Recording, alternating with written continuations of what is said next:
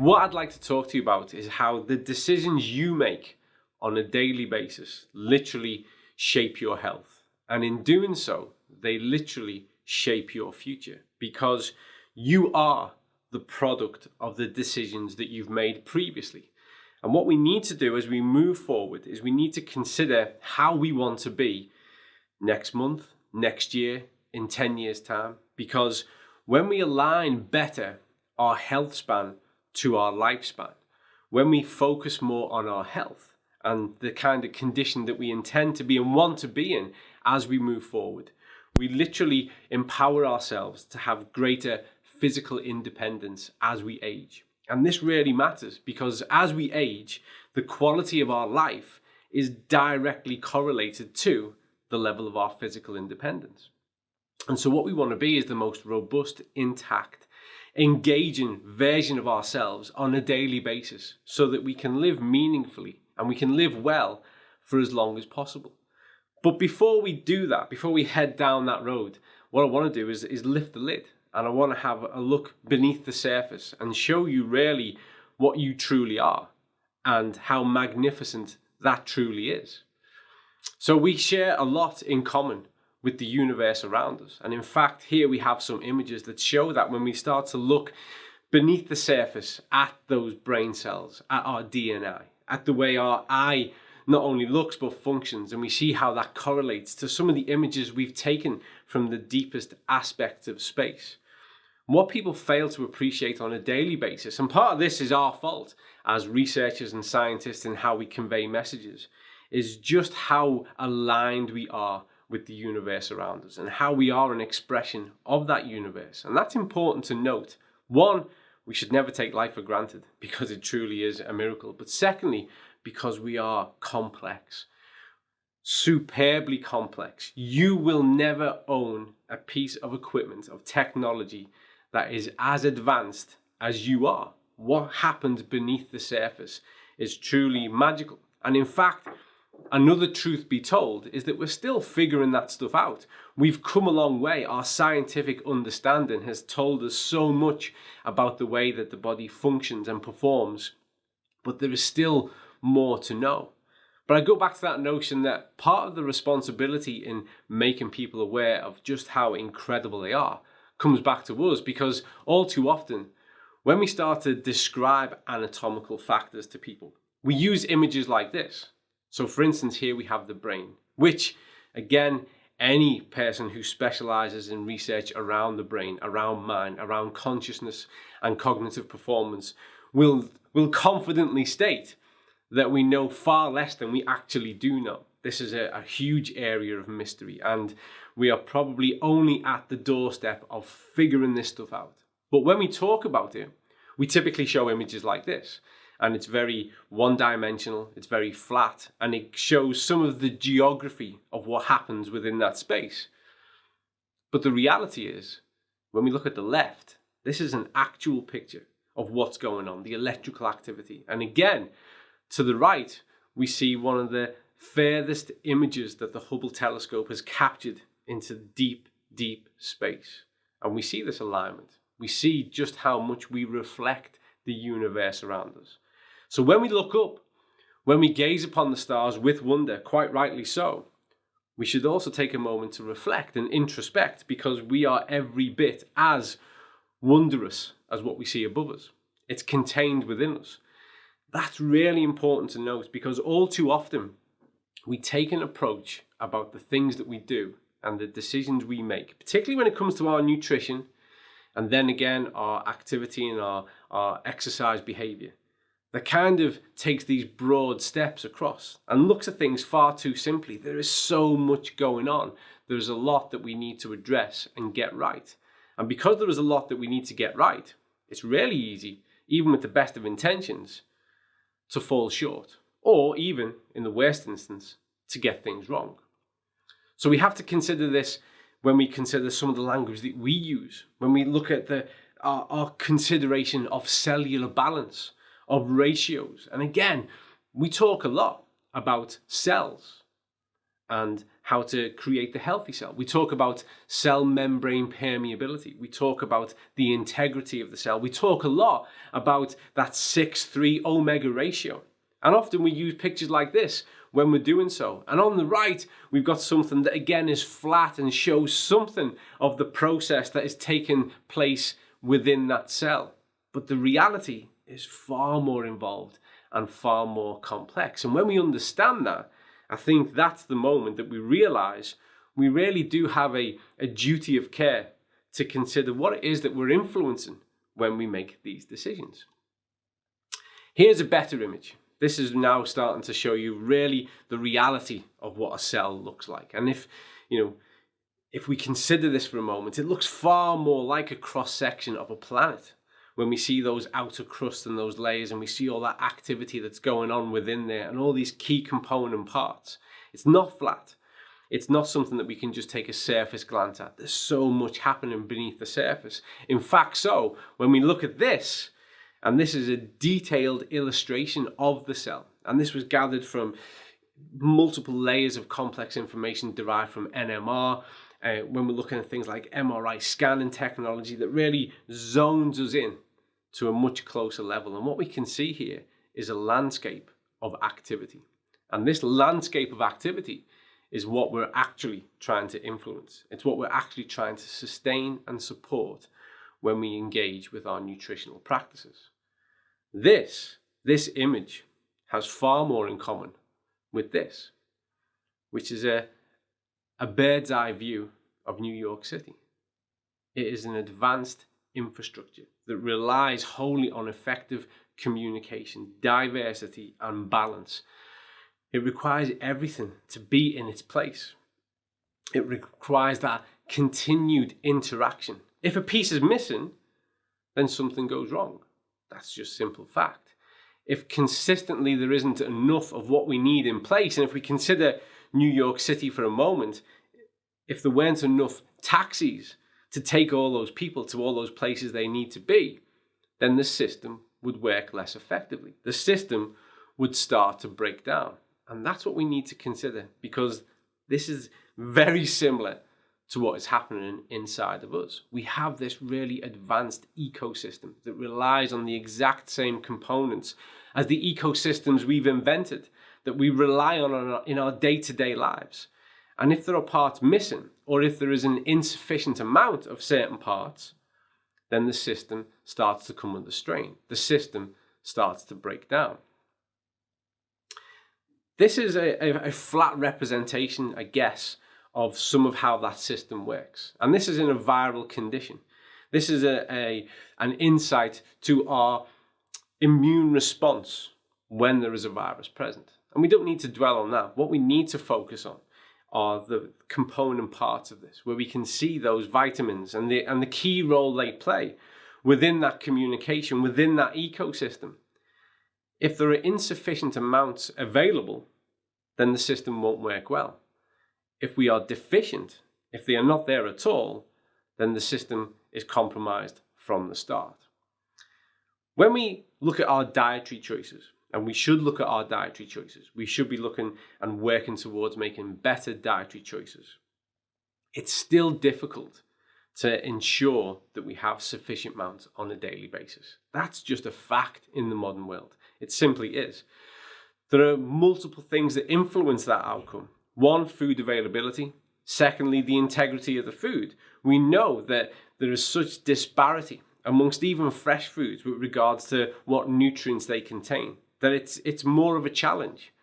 That doesn't mean that we shouldn't consume food that way. We 100% should, but we should also be looking at what strategies we can implement to make sure that this really sophisticated and advanced communication network is dealt with and satisfied and served on a daily basis. Because this is a simplified version of all that goes on within every second of every single day. Whether we're in a viral state or not, we rely so much on our immune function just to function ourselves on a daily basis. Let's go now into the center of the human universe, which is the gut. This really is where it all begins for us. And again, On the left there, we have a typical graphical illustration of the kind of processes that take place. But on the right, we've got a real actual photograph of that ecosystem. It's diverse. It is equivalent to a tropical rainforest. It is well balanced. It is carefully balanced. And that area, that ecosystem, needs to be fed. It needs to be nurtured on a daily basis. Anything that engages with that system has an impact and effect. Nothing is passive. So when we put good stuff into the system, and when we make sure we've got those dietary fibers and we feed that environment and encourage it to flourish, then it's best equipped to help us as best as it possibly can, as it was designed to do over all those years and years of evolution. When it's in that kind of condition, we can absorb nutrients from food better. And it's often said that you are what you eat, but it's more accurate to say you are what you absorb. If the center of the human universe is compromised from the start, if it's not sufficiently served with regards to the nutrients it requires, then it can't function effectively in order to get us to those cellular aspects. It simply can't. We need to address this, because the fact is that approximately 70% of our immunity is contained within the intestines. So it really is the center of our universe. We need to care for it. We need to nurture it. And the truth be told, there's a lot of what we do across the globe that has the opposite effect. I would never want to invoke any type of food fear, but there is a truth to say that if we are not engaging and we're not bringing something into that system that's positive, then we're going to be having a negative effect. And over time, that takes its toll. Over time, that has a prolonged impact on our capacity to absorb nutrients. And it's this slow road towards a compromised ecosystem that starts to lead us towards health compromises and problems. So it is important that we eat right and we eat well, but it's still difficult to serve this with regards to modern food availability and ensure that we have sufficient amount of what we need in there doing its job so that its job can be done as best as possible. I often say when people consider their food choices is choose your environment. Where's the place that you like to be? Where do you go in your downtime, on your vacation? Do you choose to go into the mountains? Do you choose to go to the beach, the meadows, the valleys? Where do you choose to go? Because what you need to start consider is the places you would choose to go, that you would opt to be, need to reflect the places that you would bring within you. And when we are wholly reliant on foods that have been artificially created, enhanced, flavored, all across that spectrum, we need to consider, are these the environments that I would choose to go to? Because what you need to do is let those environments be within you and start to make a more intelligent, informed choice about your food orientation, about where it's derived from, what's been the process of taking it from where it was into what appears on your plate. We do need to be more conscious about this. We need to be more actively conscious and proactive about those choices, because over time, we reflect what we do. We are the outcome of all those decisions we make. And we know that food is powerful. Our choice of diet influences psychologically as well as physically. It literally shapes how we think. And when we start to mold our thoughts based on the foods that we consume, then it doesn't take too long until we're in a position, then actually we have to consider what's informing my food choices. Because taste buds are so malleable. They can be educated, but, which is worth noticing, they can be re-educated, which is even more powerful, I guess.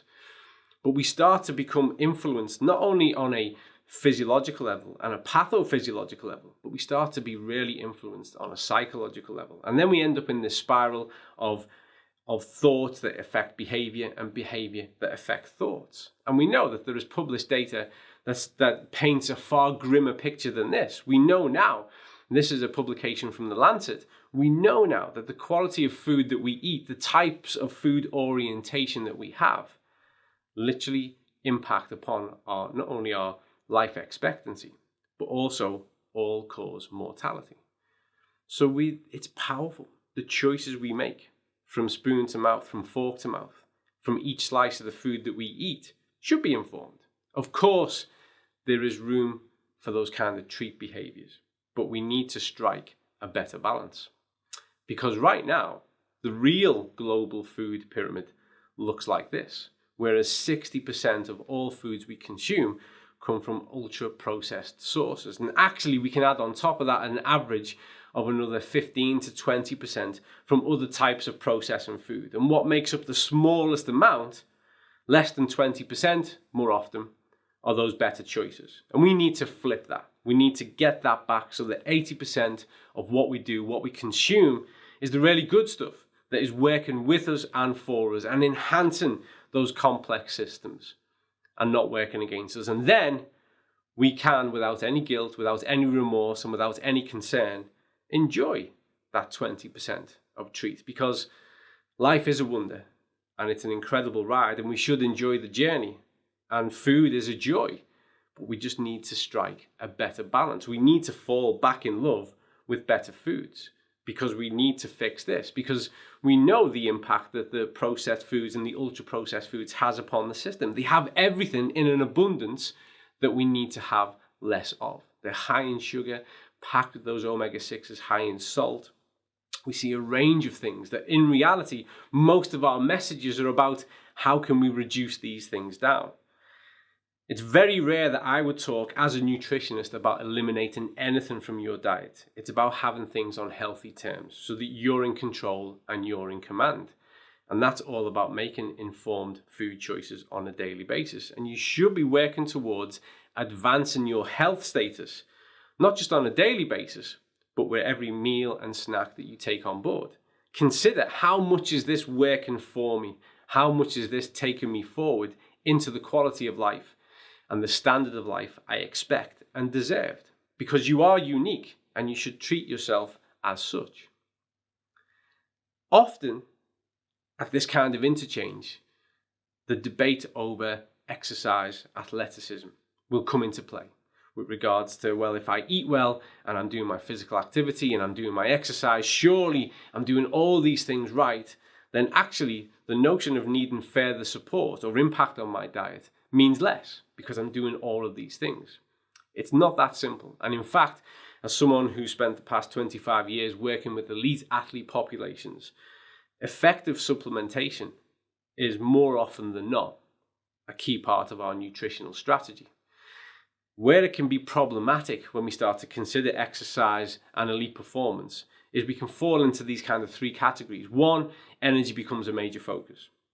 So we start to consider on the energy requirements of the task, of the exercise, of the sport and event, and we start to structure the diet off a macro profiling approach to make sure that we've got enough energy available. That's an important part, but it often comes at the cost of looking at the quality of the diet because we've become so focused on the quantity of the diet. When we focus on the quantity of the diet, we're drawn into this notion of calorie counting becoming a common language. So this starts to create a minefield if we don't keep a keen eye on those quality factors as we move forward. And also adding to that is a simple fact that as we increase the intensity, the duration, the demands of exercise, well, we see actually further compromise and stress added to the immune system. So the immune system and immune function has to work harder to maintain homeostasis, the dynamic art of equilibrium. So for us to be biologically, physiologically intact and robust, we need to counter the fact that the benefits of this exercise, of this training, comes at a cost. And we need to reflect that in our diet. Because if you remember, that glimpse we had of that complex ecosystem, that's how it works. That's what it's functioning through and as each and every day. When we increase the demand, we put more stress on that system, then we need to add more of the components that keep that system intact. So it's simply not enough for us, and it's certainly not the intelligent approach, is to consider, well, my diet is pretty good and I do my physical activity and exercise, because we know from those fields that that's great, but we still need to do more, and we can do better because we have the means to do so. Food technology has come a long way, and we should embrace that. We can do things better, So we should. We should eat well to be well. That's a key fact. It is directly correlated with all-cause mortality. We've already looked at that slide and considered that evidence. We know that it shapes how we feel each and every day, from our thoughts to our physical wellness. So we should be looking at how we can optimize each and every single one of these areas and do so effectively. But let's get real for a moment. We have to do it in a way that lends itself to human behavior, because we have societies now that are based on convenience. And in fact, more often than not, it's convenience that has taken advantage of people's health, because we can do things quick. We talk about things in fast terms, fast food. We want something immediately. We live busy lives. So convenience calls to us and makes us realize that we can do something with greater simplicity. And that's what we need to embrace, rather than trying to invoke this whole stock change in human behavior, rewinding a clock perhaps 100 years. What we need to do is get sensible about whole food choices. We need to make them the priority. We also need to get real and proactive about how much we move.